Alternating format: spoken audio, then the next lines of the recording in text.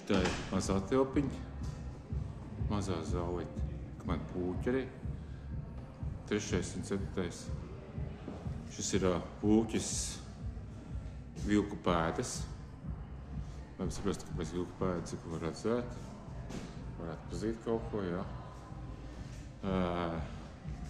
Šitas elements ir 2013. gads, ko es viņam būtu plenērā taisīju. Šajā zālīte vienkārši te ir pišķi jāpabeidz. Gaismas pieliku, rozet arī pieliku. Ienetos tos sieniņas, tās sieniņām būs spoguļi, un tajā būs viss gatavs.